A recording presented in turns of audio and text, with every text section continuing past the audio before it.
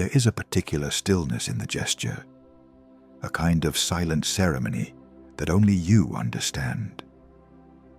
The ritual of bringing the glass to your lips or lighting the flame at your fingertips is more than a simple habit.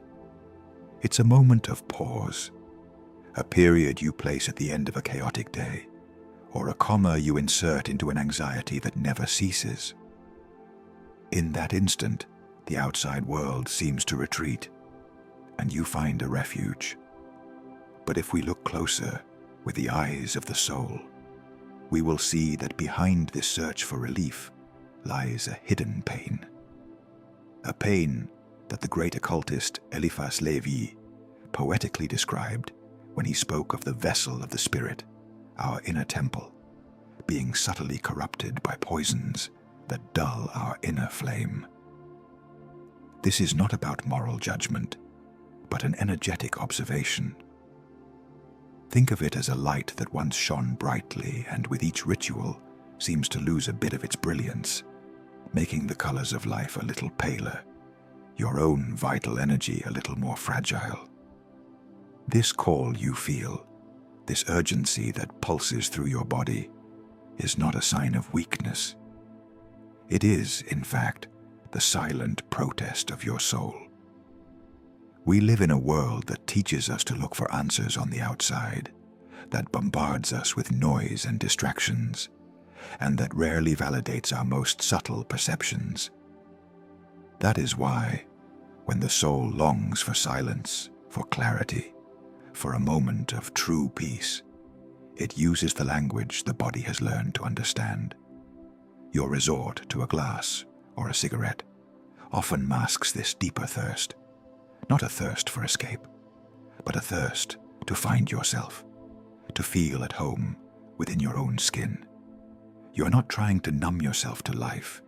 You are trying, in a distorted way, to feel more alive, more present, more anchored in a reality that often seems to want to push you out. It's a cry for connection, disguised as a simple desire. The universe operates through mirrors, and your body is the most faithful mirror of your inner landscape. Hermetic wisdom encapsulated this in the timeless phrase, "As above, so below." Every indulgence you seek on the physical plane, every desire that manifests in your body, is a perfect reflection of an unmet need in your subtle bodies. That feeling of emptiness in your chest, the loneliness that grips you even when you're surrounded by people, the mental restlessness that won't let you sleep. All of this condenses and translates into a request your body knows how to make. It transforms the soul's pain into a concrete desire, into a map that, if read correctly, does not point to your ruin, but to the exact place where healing needs to begin. And it is here that you face the great paradox, a truth you have probably felt in your own skin, but perhaps have never named. The relief the substance offers is real, but it is like salt water to a castaway. It quenches the thirst for a moment, only to leave you even thirstier afterward. The temporary comfort conceals a fragmentation that deepens in the long run. Every sip, every drag, is like taking out a small loan of peace. But the interest is high, paid with your vital energy, your clarity, and your self-trust. It is a cycle that convinces you that you need something external to feel whole, when in fact, it only pushes you further away from your innate totality. But today, the invitation is not to fight against this cycle. The invitation is to transcend it. It is to discover the unique and powerful practice that the universe demands of you whenever you feel the urge to drink or smoke. An act of alchemy that transforms the poison into medicine and the desire into a portal to your own soul.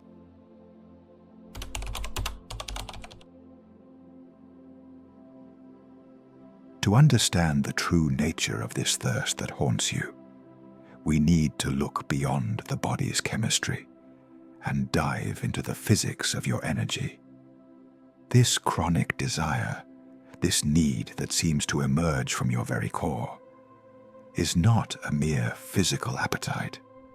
It is the symptom of a vibrational blockage, a sign of a deep dryness in your internal energy channels. Imagine that rivers of light flow within you, subtle channels that nourish your energy centers, your chakras, and irrigate the landscape of your soul. What you perceive as a desire for alcohol or tobacco is the sound of these rivers running dry. It is your soul whispering that the vital flow is obstructed, that life is not reaching all parts of your being. You feel an inner desert, and naturally you search for an oasis. In this state of dryness, we fall for a distorted concept, an illusion sold to us by the culture we live in. We have been led to believe that an external stimulant, something we can hold, buy, and consume, can magically replace the inner elixir. The elixir of purpose, of genuine presence, of a real connection with oneself. We search in a bottle for the courage we don't believe we have, or in a cigarette, the peace we cannot find in silence. But this is the great lie we tell ourselves, that something from the outside can fill a void that exists on the inside. It is a deception that leaves you perpetually searching, always on the periphery of yourself, without ever turning to the real source from which all satiety springs.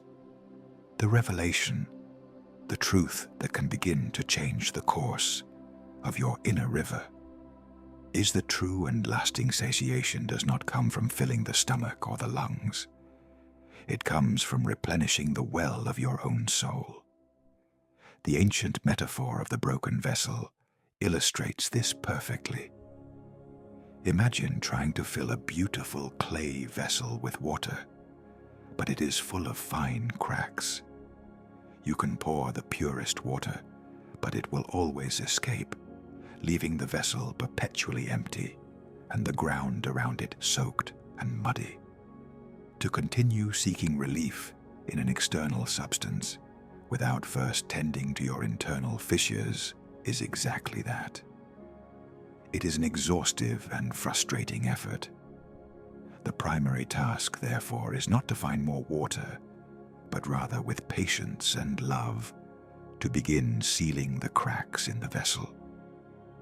The goal is to restore your own integrity, so that your vital energy, your sacred liquid, can finally be contained and nourish you from within. And how does one begin to repair something as subtle as the fissures of the soul? With a gesture. A single gesture practiced with sacred intention can be the beginning of the deepest healing. I invite you to adopt a new ritual, one you can call the heart sip pause. The next time the desire arises, with all its force and urgency, before any automatic movement, simply stop. Just pause for a moment. Close your eyes if it is safe and comfortable, and place the palm of your hand over the center of your chest. Feel the gentle weight of your hand, the warmth that emanates from it. Feel the texture of your clothing, the slight rise and fall of your chest with each breath. And then take a single, deep breath. And as you exhale, try taking a sip of gratitude. Do not look for something grand. It could be gratitude for the solidity of the floor beneath your feet, for the air that fills your lungs, or for your own courage to be here, now, trying something different. Feel this gratitude like a warm, golden nectar spreading through your heart, filling the first fissures. This is the first sip your soul truly craves. It is the beginning of the path back home.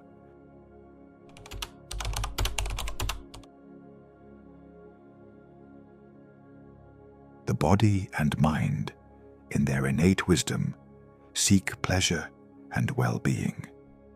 It's a natural compass. The problem is that the world we live in has taught us to manipulate this compass, to seek pleasure in the fastest, highest, and most intense way possible. The dopamine that the substance releases in your brain is like a false prophet, promising heaven in an instant. And for a moment, it seems to deliver on that promise. You feel the wave of euphoria, the warmth of relief, the temporary dissolution of your worries. But this artificial peak is, in fact, a loan taken out against your own future peace. The emotional exhaustion that follows is the relentless interest you must pay. Each peak of synthetic pleasure is inevitably followed by a valley of apathy, anxiety, and a gray lack of color. You are not just craving the substance to feel the peak again. You are desperately trying to escape the deep valley that the last dose dug. It is a perfect trap, a self-feeding cycle, keeping you in a state of seeking and fleeing, without ever allowing you to rest on a plateau of real contentment. There is something even deeper happening in your inner landscape, a consequence that affects your ability to feel true joy. From a neurospiritual perspective, these massive spikes of dopamine overload and desensitize your natural reward circuits. Think of these circuits as your most delicate senses, designed to savor the subtle and sustainable joys of life. The warmth of the sun on your skin on a cool morning, the satisfaction of a genuine conversation, the peace of a completed task, the quiet pride in a small kindness. When you flood these delicate receptors with a chemical explosion, it's like listening to music at a deafening volume. Over time, your ears become less sensitive, and you can no longer appreciate the soft melody of a violin, the counterintuitive turn, and the truth that can set you free is that the incessant search for the next euphoria traps you in increasingly lower vibrational cycles, making you immune to the true sources of happiness that life offers freely in every moment. The way out of this downward spiral is not through brute force, but through gentle re-education. It is a process of recalibrating your baseline for joy. It is necessary, with the patience of a craftsman, to re-educate the strings of your brain so they resonate once again with the most authentic vibrations of life. This brings us to an anchoring practice, a way to create a new map for your brain, a record of real joys. You can call this the map of micro-achievements. At the end of each day, when the world quiets down, take a moment for yourself. Take a notebook, or just close your eyes, and acknowledge, feel, and internally celebrate 3 small, sober victories of your day. It doesn't have to be anything monumental. It could be the conscious decision to take the heart sip pause. It could be noticing the shape of a cloud in the sky. It could be listening to a song all the way through with presence. Each of these micro-achievements is an act of rebellion against the tyranny of instant gratification. Each one sends a new message to your brain saying, "See, joy is here, satisfaction is here, in the small, in the real, in the now."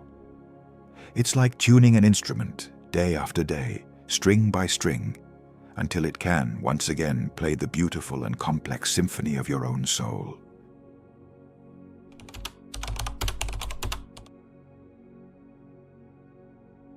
Beyond the effects you can feel in your mood and daily energy, there is a much more subtle consequence, a blockage that occurs in the sanctuary of your sacred biology. Enthroned in the geometric center of your brain rests a small gland, the size of a grain of rice, which esoteric traditions and ancient alchemists of all cultures revered not as a mere organ, but as the seat of the soul. The pineal gland.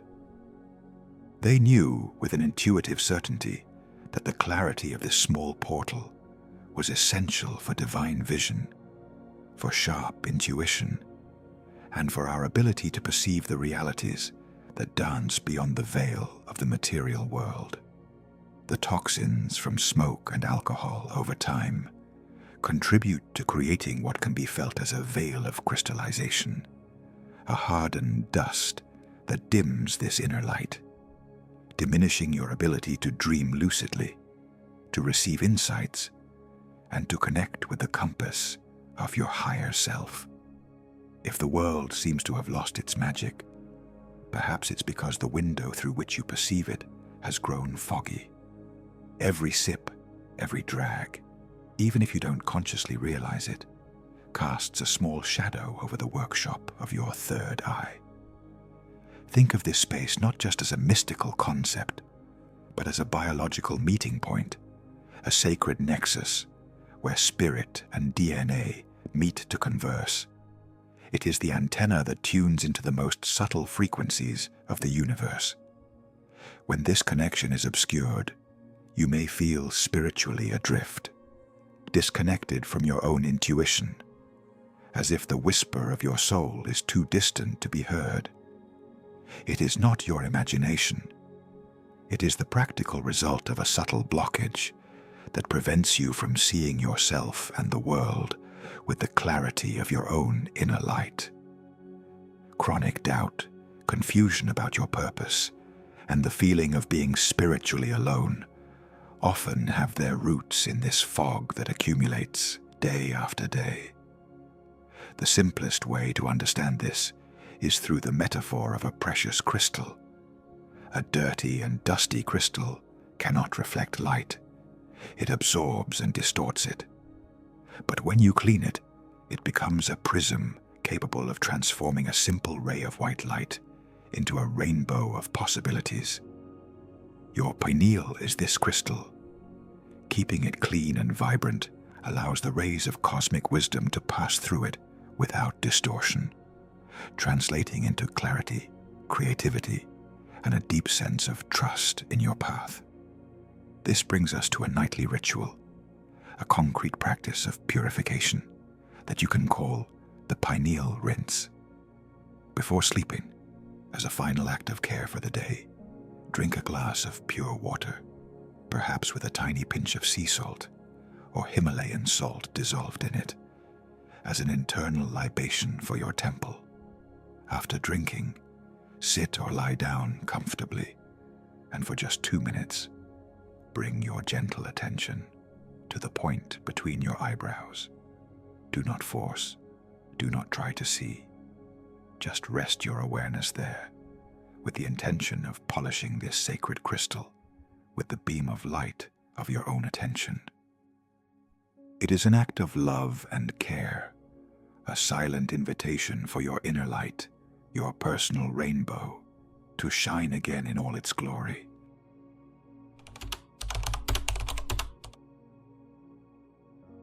There is a living memory in the universe, a field of energy and information where the journey of each soul is recorded. Ancient traditions call it the Akashic Records. Think of it not as a dusty book, but as the energetic DNA of your soul, a recording of every choice, feeling, and experience you have ever had. It is in this subtle field that unconscious excess acts as a hidden saboteur. Have you ever had the feeling of living the same challenge, the same pain, the same relationship, but with different faces and settings? These repetitive patterns in your life are not coincidences. Often, they are echoes of entries recorded in your personal record, energetic signatures of self-abandonment or the search for external relief that by resonance continue to attract similar circumstances so that the lesson can be learned. The Akasha is not a cosmic court that judges you. It is a perfect and neutral mirror. It does not condemn. It only reflects the vibration of your choices. The universe, in its impartiality, archives every act of conscious moderation and every act of compulsive excess. And these entries together weave the script of your soul. The script you tend to follow unconsciously. It is not a fixed destiny, but a path of least energetic resistance, created by your own past choices. That is why breaking out of the cycle can seem so difficult. You are not just fighting against a chemical habit. You are walking against the current of a river that you yourself have helped to carve over time. And here, in this understanding, lies the most surprising and profoundly liberating turn of all.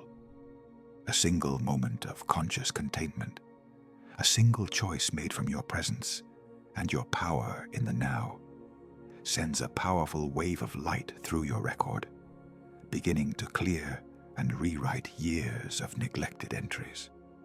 Your point of power is not in the past that haunts you, nor in the future that worries you. Your point of power is now, in this very instant. You are not a prisoner of the script that has already been written. You are the author, with the pen in hand, ready to write the next chapter. You are the key that can lock the door to the old patterns and open a new door to a future that has not yet been written. The practice to become a conscious author of your own story is a daily exercise of alignment, a sacred pause that you can call the Akashic check-in.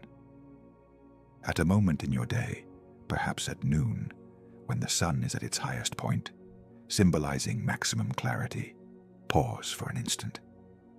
Take a deep breath, place your hand over your heart, and silently ask your deep self, that part of you that exists beyond time and ego, this next choice I'm about to make, does it align with the highest and truest story of my soul? Does it contribute to the script I truly wish to live? Do not wait for an answer in words. Wait for a feeling, a sense of peace, of expansion, and of yes in your body, or a sense of contraction, of heaviness, and of no. Think of it as editing a film before developing it. Every conscious choice you make from this place of alignment is an act of editing, clearing the blurred images from the negative and allowing the luminous masterpiece of your journey to finally come to light.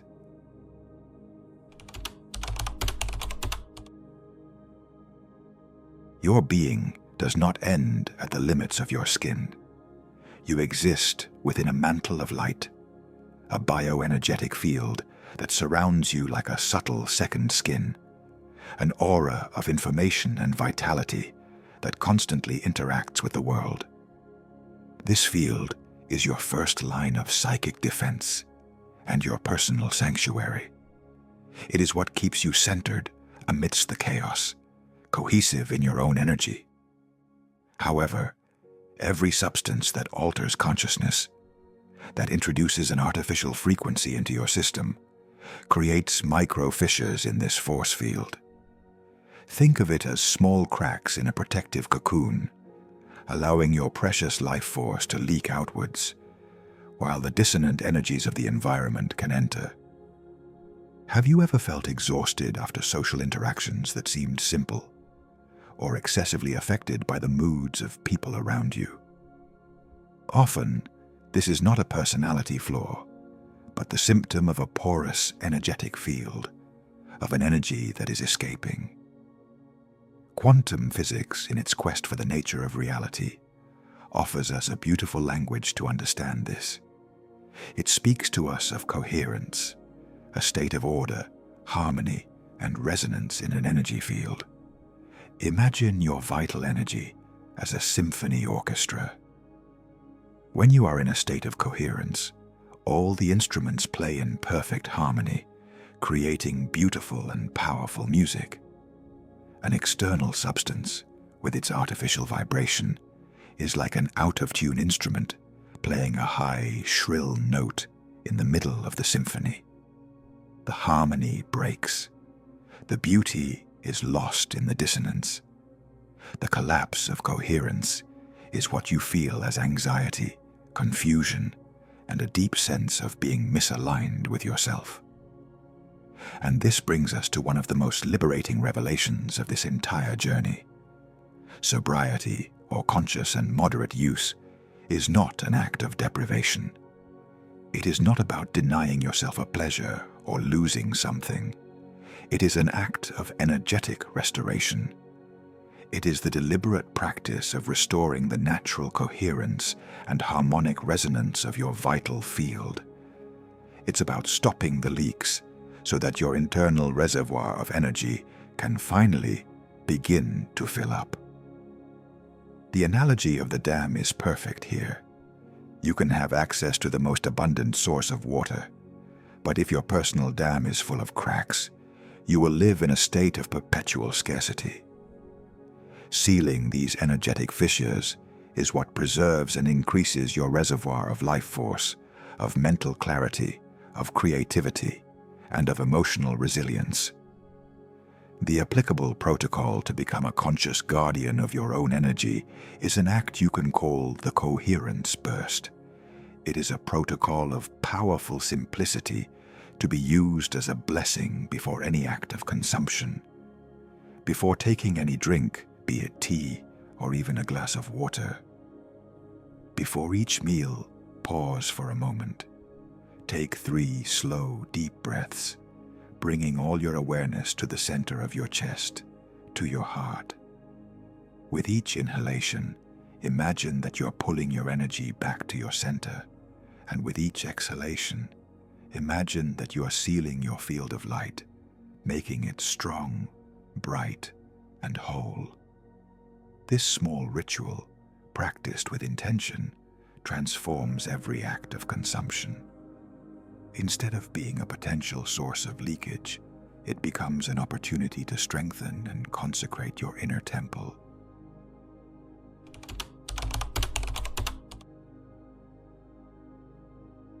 We are immersed in a culture that has placed us in a very subtle, yet immensely powerful psychological trap. It glamorizes excess.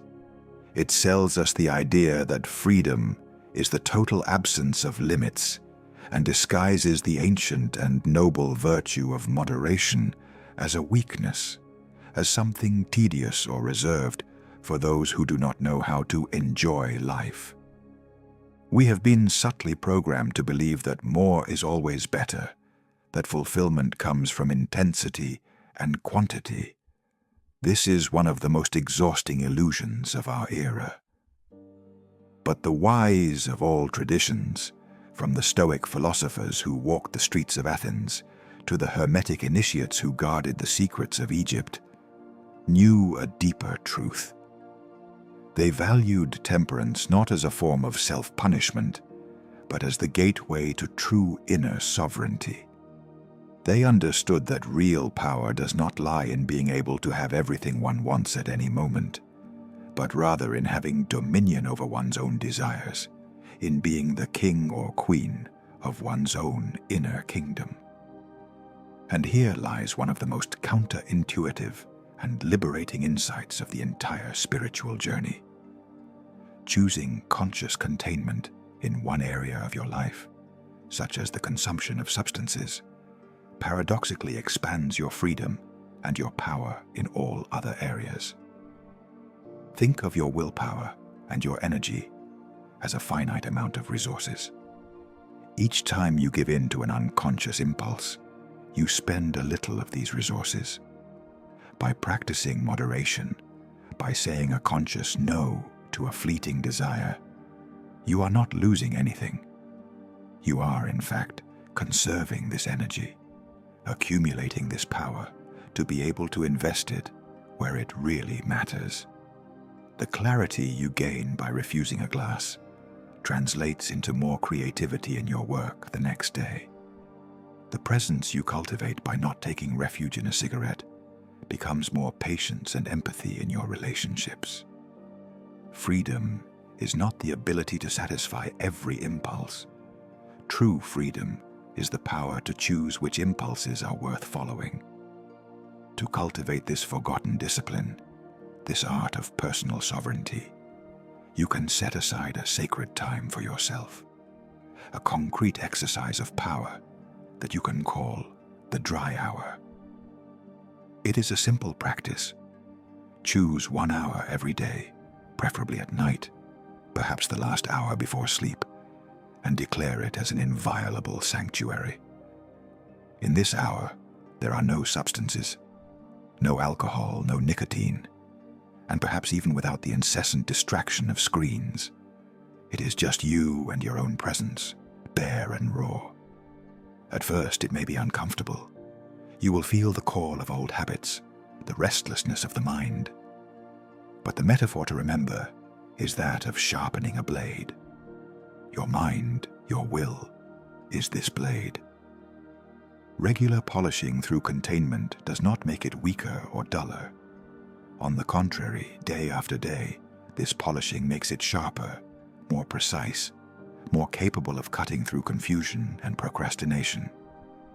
By remaining in this space, even if uncomfortable, you are forging a new strength, sharpening your blade, and proving to yourself, in the most practical way possible, that you are, in fact, the master of your own house.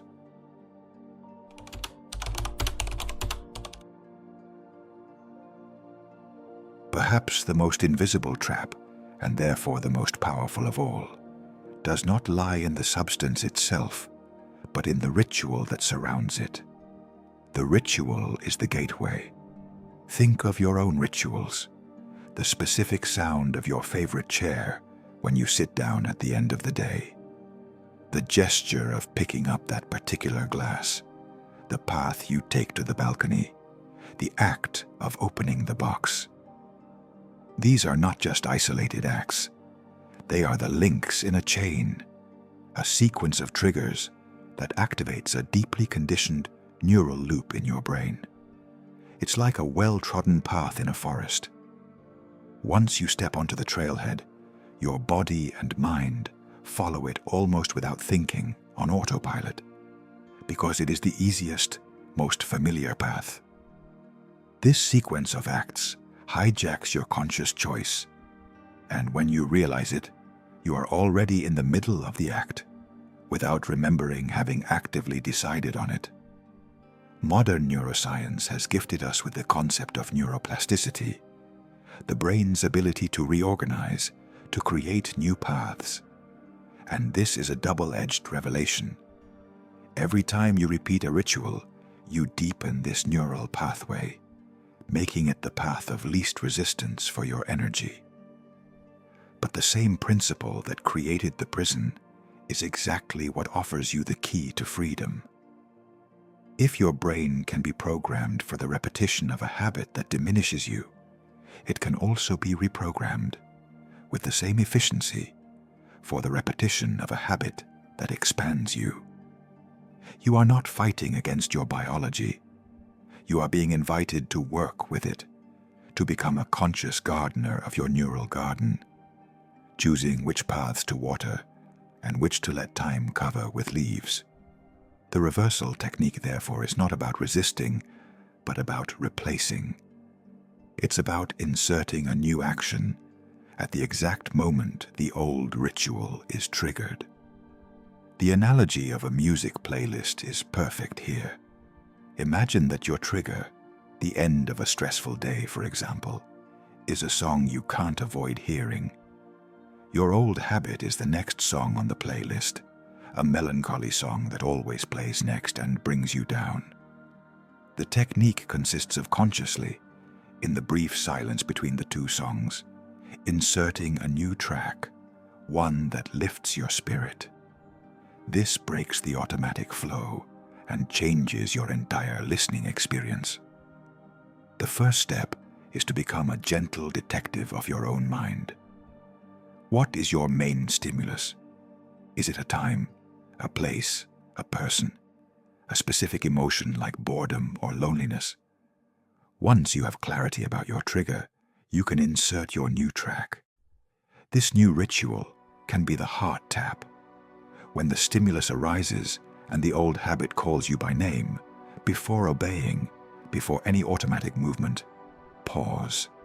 Bring the palm of your hand to the center of your chest and give 3 firm, present taps. Feel the vibration in your sternum. With this simple gesture, you break the hypnotic trance. You create a precious space between the stimulus and the response. It is an act that says to your body and mind, I am here. I see the signal, I hear the call, and now I choose. In this space, the power returns to your hands. You are no longer the passenger of a runaway train. You are the conductor, consciously deciding what the next station will be.